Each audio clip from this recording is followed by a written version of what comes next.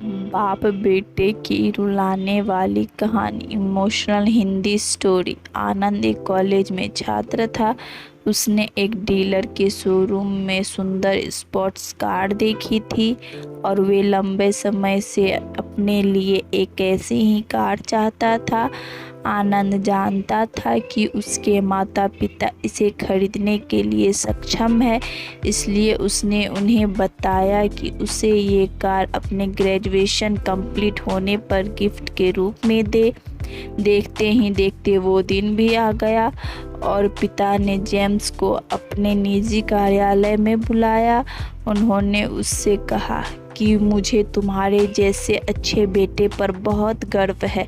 उन्होंने उसे बताया कि वह उससे कितना प्यार करता है और उसे एक प्यारा रैपर से लिपटा हुआ उपहार दिया।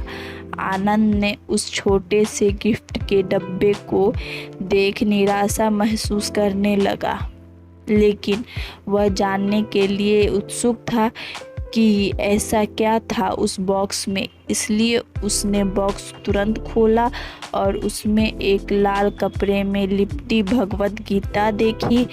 आप इतने अमीर हैं और आप मुझे केवल एक गीता दे रहे हैं। काफ़ी गुस्से से उसने पिता पर वो चिल्लाया और अपनी नाराज़गी और गुस्से के वश में आकर अंड बने न आव देखा न ताव, तुरंत घर छोड़ दिया। काफ़ी साल बीत गए। आनंद अब एक सफल व्यवसायी बन गया था।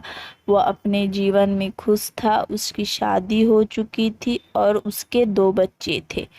उनका परिवार एक सुंदर घर में रहता था, लेकिन उसके पिता के साथ टूटे रिश्तों के कारण उसकी आत्मा अभी भी आहत थी। आनंद अपने पिता का घर छोड़ने के बाद कभी उनसे नहीं मिला था।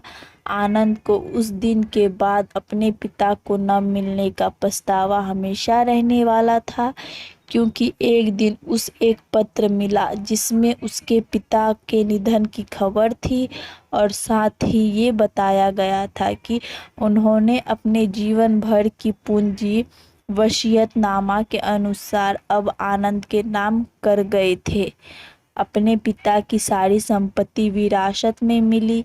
तब आनंद अपने पिता के घर पहुंचा और कुछ महत्वपूर्ण कागज तलाश करने लगा और गलती से उसे वही भगवत गीता का उपहार लिपटा हुआ मिला, जिसे देख उसे फिर उसी उदासी का एहसास हुआ।